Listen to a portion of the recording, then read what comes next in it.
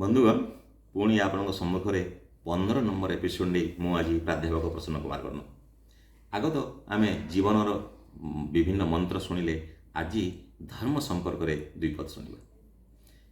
ଆମ ସମସ୍ତଙ୍କ ଜୀବନରେ ଧର୍ମ ଏକ ବିଶେଷ ଭୂମିକା ଗ୍ରହଣ କରେ। ଆମେ ଧର୍ମକୁ ବିଶ୍ୱାସ କରୁଥିବା ଉପରେ ଆମେ ଦୁଇ ଭାଗ ବ୍ୟକ୍ତ କରିବା। କେତେ ଲୋକ ଈଶ୍ୱର ଏବଂ ଧର୍ମକୁ ବିଶ୍ୱାସ କରନ୍ତି ନାହିଁ, ସେମାନେ ତ ନାସ୍ତିକରେ ଯିବେ। ଯେଉଁମାନେ ଈଶ୍ୱର ବିଶ୍ୱାସ ରଖନ୍ତି ସେମାନେ ପୁଣି ଦୁଇ ଭାଗରେ ବିଭକ୍ତ। ସମର୍ପଣ ଦୃଷ୍ଟିକୋଣରୁ ଆମେ ତାଙ୍କୁ ଦୁଇ ଭାଗରେ ବ୍ୟକ୍ତ କରିବା। ଯେଉଁମାନେ ନିଜକୁ ସମ୍ପୂର୍ଣ୍ଣ ଭାବରେ ପ୍ରଭୁଙ୍କ ନିକଟରେ ସମର୍ପଣ କରିଦିଅନ୍ତି ସେମାନେ ହେଲେ ଗୋଟିଏ ଗୋଷ୍ଠୀ, ଏବଂ ଅପର ଗୋଷ୍ଠୀଟି ହେଉଛି ଯେଉଁମାନେ ନିଜ ବାହୁବଳ ଉପରେ ବିଶ୍ୱାସ ତଥା ଈଶ୍ୱରଙ୍କ ଉପରେ ମଧ୍ୟ ବିଶ୍ୱାସ। ଏଇ ଯେଉଁ ପ୍ରଥମ ଗୋଷ୍ଠୀ, ଯେଉଁମାନେ ପୂର୍ଣ୍ଣ ସମର୍ପଣ କରିଛନ୍ତି, ଯାହା ହେଉଛି ସବୁ ଭଗବାନଙ୍କ ଦ୍ୱାରା ହେଉଛି ଏବଂ ମୁଁ କେହି ନୁହେଁ ବୋଲି ଯେଉଁମାନେ ଭାବନ୍ତି, ସେମାନଙ୍କୁ ଆମେ ମାର୍ଜାର ଗୋଷ୍ଠୀର ଅନ୍ତର୍ଭୁକ୍ତ କରିବା। ମାର୍ଜାର ଗୋଷ୍ଠୀ କ'ଣ? ଯେଉଁମାନେ ଯେତେବେଳେ ଗୋଟେ ମାର୍ଜାର ବା ବିଲେଇଟି ତାର ଛୁଆକୁ ଗୋଟେ ଜାଗାରୁ ଆଉ ଗୋଟେ ଜାଗାକୁ ସ୍ଥାନାନ୍ତର କରୁଛି, ସେତେବେଳେ ସେ କ'ଣ କରେ, ତାକୁ ପାଟିରେ ନେଇକି ଯାଏ। ପାଟିରେ ନେଇକି ଗଲାବେଳକୁ ତା ଛୁଆର କୌଣସି କର୍ତ୍ତୃତ୍ୱ ହିଁ ନଥାଏ। ସେ ଯାହା ଚାହିଁବ ସେ ତାହା କରିବ। ଅର୍ଥାତ୍ ଛୁଆଟି ପୂର୍ଣ୍ଣ ସମର୍ପଣ କରିଥାଏ ମା ଉପରେ, ଏବଂ ମାର ଦାୟିତ୍ୱ ସବୁ। ଅପର ପାର୍ଶ୍ୱରେ ଆମେ ଏବଂ ସେଇ ଯେଉଁ ଭକ୍ତି, ସେଇ ଭକ୍ତି ଆମେ ଦେଖିବା, ତାହେଲେ ଧ୍ରୁବ, ପ୍ରହ୍ଲାଦ, ଏମିତି ପୁରାଣରୁ ଆମେ ବହୁତ ଚରିତ୍ର ପାଇବା। ଆଜିର ବାସ୍ତବ ଦୁନିଆରେ କିନ୍ତୁ ସେ ଚରିତ୍ରମାନଙ୍କର ଆଉ ସେ ବିଶେଷ ଭୂମିକା ନାହିଁ।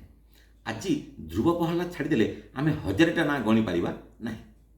ତେଣୁ ତାକୁ ଆମେ ଯଦି କାଳ୍ପନିକ ବୋଲି କହିବା ବୋଲି ଅତ୍ୟୁକ୍ତି ହେବ ନାହିଁ।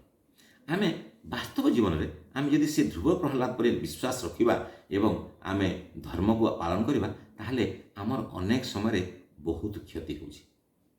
ଉଦାହରଣ ସ୍ୱରୂପ ଆମେ ଇତିହାସକୁ ଯଦି ଯିବା, ତାହେଲେ ତକ୍ଷଶିଳା ବିଶ୍ୱବିଦ୍ୟାଳୟକୁ ଯେତେବେଳେ ଲୁଣ୍ଠନକାରୀମାନେ ପ୍ରବେଶ ହେଲେ, ସେତେବେଳେ ଯେତେ ଲୋକ ସେମାନେ ଲୁଣ୍ଠନକାରୀ ଆସିଥିଲେ, ତାଠାରୁ 100 ଗୁଣ ଅନ୍ତତଃ ଅଧିକ ଲୋକ ସେଠି ଅନ୍ତେବାସୀ ଥିଲେ। ଅନ୍ତେବାସୀମାନେ ଉଭୟ ଶସ୍ତ୍ର ଏବଂ ଶାସ୍ତ୍ରରେ ଧୁରି ନଥିଲେ। କିନ୍ତୁ ସେତିକି ସବୁ ଥିବା ସତ୍ତ୍ୱେ ସେମାନେ ଈଶ୍ୱର ବିଶ୍ୱାସୀ ମାର୍ଜାର ଭକ୍ତିବାଲା ଥିଲେ। ତେଣୁକରି ଯେତେବେଳେ ଲୁଣ୍ଠନକାରୀମାନେ ଆସିଲେ, ସେମାନେ ତାଙ୍କୁ ପ୍ରତିରୋଧ କରିବା ଜାଗାରେ ସେମାନେ କ'ଣ କଲେ, ଧ୍ୟାନରେ ବସିଗଲେ ଏବଂ ସେମାନେ ଭଗବାନଙ୍କୁ ଡାକିଲେ, ପ୍ରଭୁ ତୁ ହିଁ ତ୍ରାଣକର୍ତ୍ତା ବୋଲି। ସେମାନେ ତାଙ୍କ ଭିତରେ ଗୋଟେ ଭଗବାନ ଅଛନ୍ତି, ସେଇ କଥାକୁ ବିସ୍ମରି ଗଲେ। ଯଦି ସେମାନେ ଭାବିଥାନ୍ତେ ଯେ ଅହିଂସା ପରମ ଧର୍ମ, ଧର୍ମ ହିଂସା ତଥୈବ ଚ ବୋଲି ଭାବିଥାନ୍ତେ ଏବଂ ସେ ହିଂସାର ପ୍ରତିରୋଧ କରିଥାନ୍ତେ, ତାହେଲେ ଲୁଣ୍ଠନକାରୀମାନେ ଛତ୍ରଭଙ୍ଗ ଦେବାକୁ ବାଧ୍ୟ ହୋଇଥାନ୍ତେ। ଏବଂ ସେଇଟା ନ କରିବା ଫଳରେ ଇତିହାସର ଯେଉଁ ଗୋଟେ କ୍ଷତି ହେଲା, ତାହା ଆଜି ଶୁଣିଲା ପରେ ମଧ୍ୟ ଆଖିରୁ ଲୁହ ଗଡ଼ିଯାଏ। ବିଶ୍ୱ ପ୍ରସିଦ୍ଧ ଏକ ପୁସ୍ତକାଗାରକୁ ଲୁଣ୍ଠନକାରୀମାନେ ଯାହା ସମ୍ପତ୍ତି ଲୁଣ୍ଠନ କଲେ ଏବଂ ତାକୁ ନିଆଁର ଲଗାଇ ତାକୁ ଧ୍ୱଂସ କରିଦେଲେ। ଏବଂ ବିଶ୍ୱରେ ଆଉ ଏଡ଼େ ପୁସ୍ତକାଗାର ଏବେ ସମ୍ଭବ ମଧ୍ୟ ନୁହେଁ। ତେଣୁ କେତେ ଜ୍ଞାନ ଆମର ଧ୍ୱଂସ ହେଇଗଲା, ସେଥିପାଇଁ ଆମେ ଦୁଃଖ ପ୍ରକାଶ କରିବାକୁ ପଡ଼ୁଛି।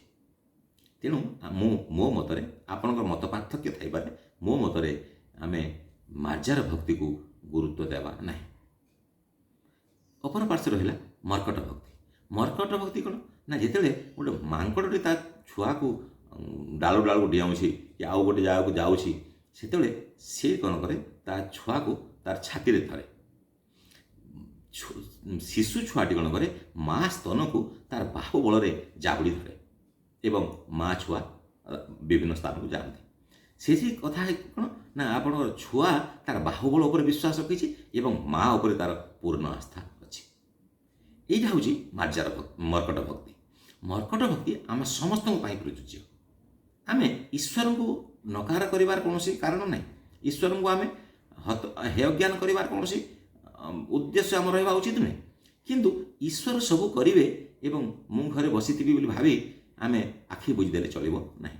ଆମେ ଆମର ସବୁ ପୌରୁଷାର୍ଥକୁ ପ୍ରୟୋଗ କରିବା ଏବଂ ପୌରୁଷାର୍ଥ ବଳରେ ଆମେ ଯେଉଁ ଯାହା ଅର୍ଜନ କରିବା, ସେଇଟା ପ୍ରଭୁଙ୍କୁ ସମର୍ପଣ କରିବା।